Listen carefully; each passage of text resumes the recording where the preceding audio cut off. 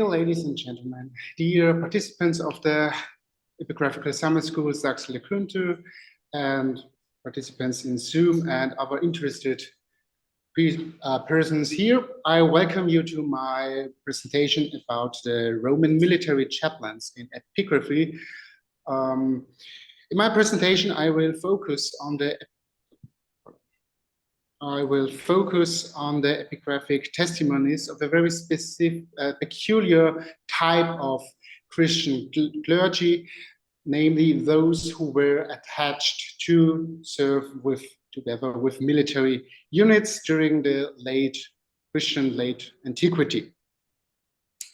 In scholarship, these Christian clergy is often anachronistically addressed as Militärkapläne, or in English, military chaplains.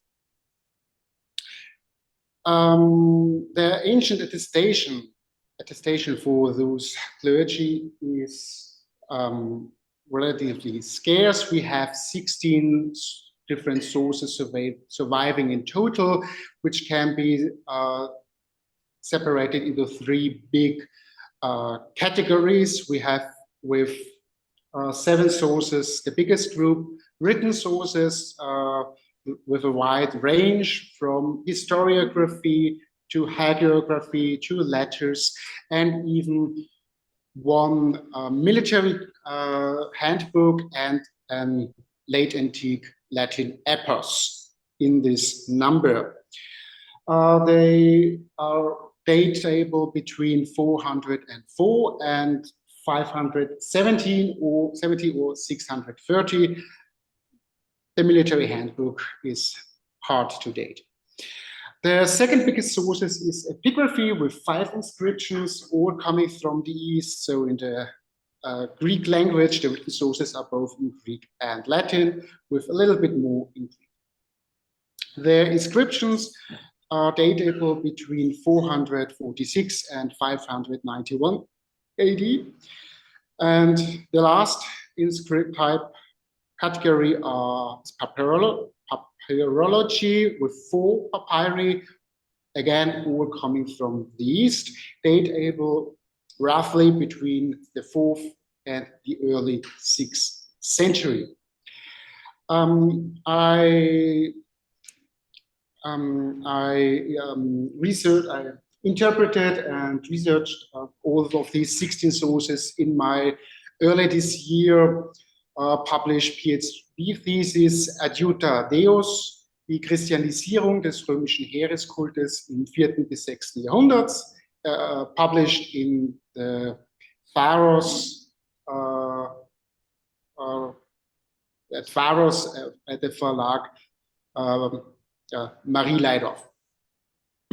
But today I will only focus on the 5 inscriptions, and at the end, then in the conclusion, bring together, where necessary, information we have from the other categories. The first inscription comes from Petra and is located in the so-called Urnturm in the western slope of the mountain of Al-Hubda. This tomb was at a later date changed into a church, and the inscription in question, we see here the main apse and side niches, and the inscription in question is located to the left of the left-hand niche.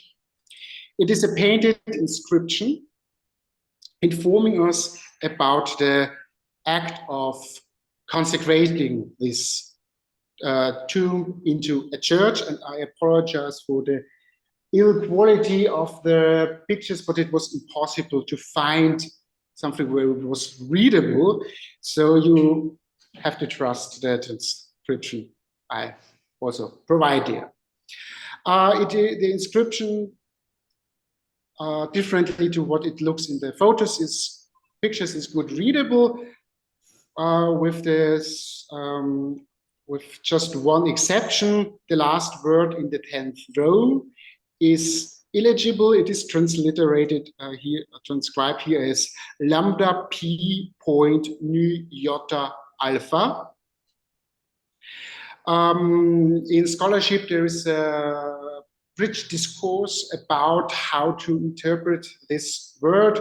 The suggestions range from this is unknown local names, so it's either the region or the city, the village that the diacon stems from. Other suggestions are that it is an either erroneous written verb or an ill-preserved verb that is specifying, sorry, where's the mouse? Yes, specifying what the diacon did. What the diacon did. But regardless of the interpretation of this word, it won't change too much the inscription, which is, now we go to the translation, in the time of the most holy bishop Jason. For the glory of God, this place was consecrated on the 5th of the month of Laws, the year 341, so the 24th July of 446. The numerus of the most valiant Tertio Dalmatarum being present, and Julianus the diacon, the uninterpretable word, Christ Savior. The communist opinion in scholarship is that because of the mention of the soldiers of the numerus Tertio Dalmatarum, that this church was consecrated to be used by the numerus as their primary church, and that this named Julianus was their military chaplain. The next inscription comes from Blacherne. It is originally suggested that it was in Panion, today's Barbaros in Tekirdağ, at the east coast, at the coast of the Sea of Marmara, and that it was later reused as a spolia inside the Church of Mary Mother of God in the Constantinopolitan suburb of Blacherne, where Ernst Kalinka saw the inscription in the early 20th century. Apparently, it has been subsequently lost because all scholarship is only referring to Kalinka, so either no one bothered to look for the inscription again, or they didn't found it when they did. So all our knowledge about the appearance of the inscription is dependent on the drawing Kalinka provided. The inscription reads, "Here rests one who was the wife of Johannes, a diacon of the Numerus Defensorum. She died on the 10th of March in the 13th indiction." So the reason this inscription was not considered in scholarship about clergy accompanying the Roman army before the late 1990s is that before the new reading of Katharina Stracher, the reading of Kalinka was dominant, who had ignored the numeru in the inscription and tried to explain this diacon Johannes as part of the Defensores Ecclesiae. So a member of the clergy tasked with representing the interests of the church in juridical matters. Katharina Stracher then pointed rightfully out that ignoring the numeru is not an option, and that therefore Johannes must have been connected with an otherwise unknown numerus defensoris. Dating is a little bit hard because it's just the 13th indiction, so we know it was somewhere in the 5th or 6th century because of the dating. But we cannot locate, close it more. The third inscription comes from Perge. It is written, comes from Perge and is dated between the years 491 and 496. The reason is it's part of the military reforms undertaken by Emperor Anastasius I, which is attested for this period in other provinces from other inscriptions, but with different contents. It was published in 2015 for the first time in Turkish and subsequently in 2017 by Fatih Onur. The inscription records on 3 slabs an ordinance concerning the military adjustments made by the Emperor Anastasius. And subsequently, this rescriptum is concerned with a series of precautions concerning the protection of the rights and the payments of the served by the soldiers who had apparently been deprived of their promotions, traditional payments, and bounties of retirement. Like I said, this is inscribed on 3 big slabs, and because of this monumentality, this inscription is often also referred to as the Monumentum Pergense. On the 3rd slab, or slab C, it lists the numbers of payments of men, their ranks, and their payments served in descending order, rank by rank. In the last row, so the last 2 rows, if you here are damaged at the end, so these are the munifices, and in the last row, even the number of men for the clericoi kai deputatoi is missing. Probably this small fragment having at the end the number 73 is either the number or part of the number, so 173, 273 of the man, of the sum of men within the clericoi kai deputatoi. Fatih Onur interprets these clericoi as being Christian clergy tasked with the spiritual welfare of the soldiers. And while now, of course, we don't have the amount of payment they deserve, we can make a very good educated guess, because like I said, they are listed descending order, rank by rank. And also rank by rank, the number of eraria annona per man is in decreasing order, so it can be suggested that the munifices, the clericoi, and the deputatoi, all 3 won't get more eraria annona than the man before them.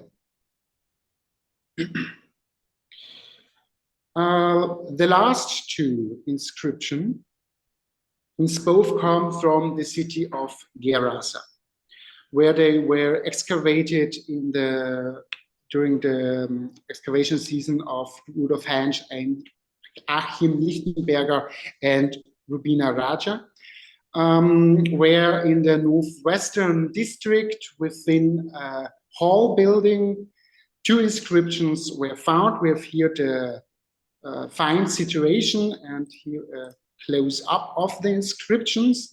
They are both dated. So to the left here, on the right side here, is the first inscription. Here on the left side, the second.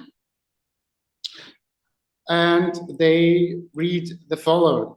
The first one: by the grace of God, under our holy bishop Marianus, in the first period of the leadership of Stephanos, son of Cosmas, the God-loving deacon of the numerous of the electi, Justiniani, and while Zacharias was silver collector.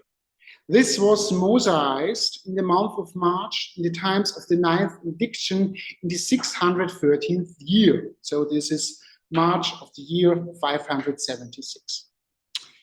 The second inscription reads: under the God-blessed third period of leadership of Stephanos, son of Cosmas, the God-loving deacon, while Alexander was the collector of silver for the electi Justiniani. This western part of this Schellion was also mosaized in the month of Julius, in the times of the 10th indiction, in the 654th year, so July 591.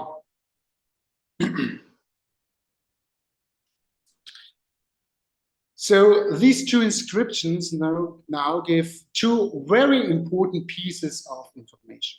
The first one, unrelated to this topic, is that they give a name to the military unit that was already thought to be present in Gerasa because of the high number of finds of militaria within the northern district, as well as another inscription related to the military unit. So now we know that this unit is the numerus of the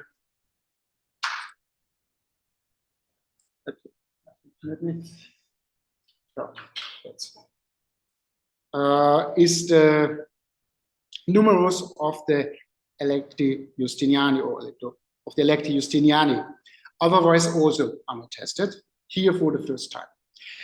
The second important information is that apparently this Stephanos was attached to this military unit for a fixed period of time. He was counting. So at the first inscription, it was his first time. In the second, it was already his third. More to that later in the conclusions, where we are now. We have several very interesting pieces of information coming from epigraphy, and together with the other sources, which are painting pretty interesting pictures. The first point is that there is a disparity between what ranks of clergy is appearing with being tasked with a military unit. While in the written sources, we have both presbyters and deacons with a slight majority of presbyters. Within epigraphy, there, as you have seen, only diacons are mentioned, for the exception of the Monumentum Bergense, where, if the interpretation is correct, only clergy as a overreaching term is used. So we don't know what ranks of clergy exactly are thought. While on the other hand, in papyrology, where we have mostly papyri related to either the annona militaris or the distribution of goods from the military to people connected to the military, only presbyters appear. Because in scholarship, all the time, one of these presented sources, being the epigraphical or the written or the papyrological sources, are talked about, the persons in question are referred to as military chaplains, therefore the modern scholarly discourse is actively obfuscating that the fact that we have presbyters and deacons, so different types of Christian clergy ranks attached to military units of the Roman army. Furthermore, because of this, at least it's my guess, because at least to my knowledge, I have seen anywhere in the scholarly discourse bringing this disparity up, let alone that a suggestion had been made why this difference between epigraphy and papyrology could be.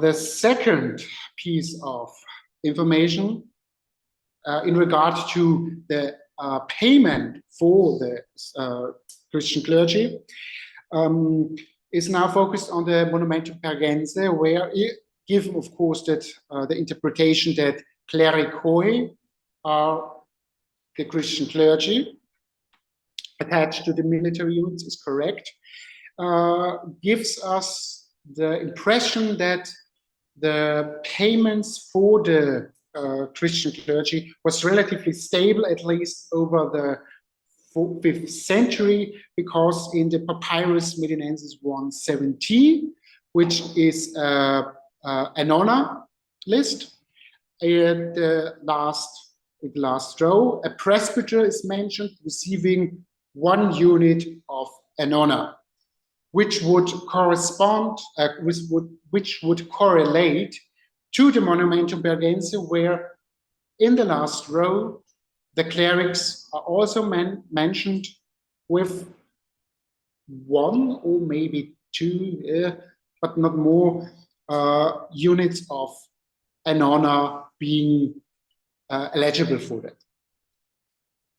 The third important point now is in regard to the inscriptions from Gerasa, because this the attachment seems to be a fixed period of time, is nowhere attested anywhere else, in no other source.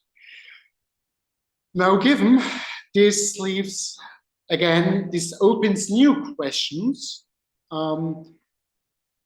Was this a local tradition or empire-wide practice? If, regardless of whether one or the other, was this the case from the very beginning, or was this only introduced at a later time? And thirdly, we don't know how long these fixed periods of time were. Because, yes, the first inscription is from 576.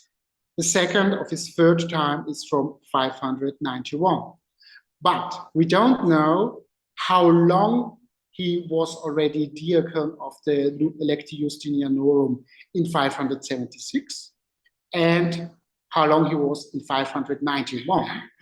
And furthermore, we don't know if this was a consecutive period or if, like for the consuls or other Roman administrative positions of the Republican time, for example, there were periods in between that other deacons held this position.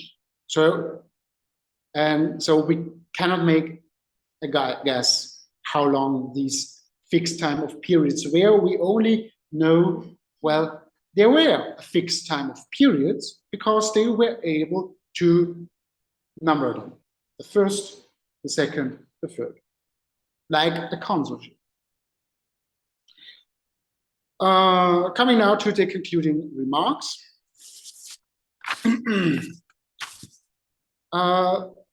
This topic is I would say, textbook example for the importance to continuously update your knowledge about a topic with sources from the very different types, being it archaeology, newly translated, written records, be it hagiography, historiography, ecclesiastical writings, inscriptions, and so forth. Because only then we can get the more complete picture. And it also shows highlights the importance to look at what words are the sources using. Because in this case, speaking about military chaplains, yeah, it's more conveniently, fits more smoothly into the syntax of your sentence, but it obfuscates that there are different types of clergy present within the Roman army. Furthermore, it creates the impression, or it evokes the impressions of what we know that a military chaplain is doing and how he is integrated into the army, which cannot be projected onto the situation in antiquity. So it is more fitting to either speak of presbyters and deacons within the Roman army or Christian clerics, Christian clergy attached to military units. Thank you for your attention.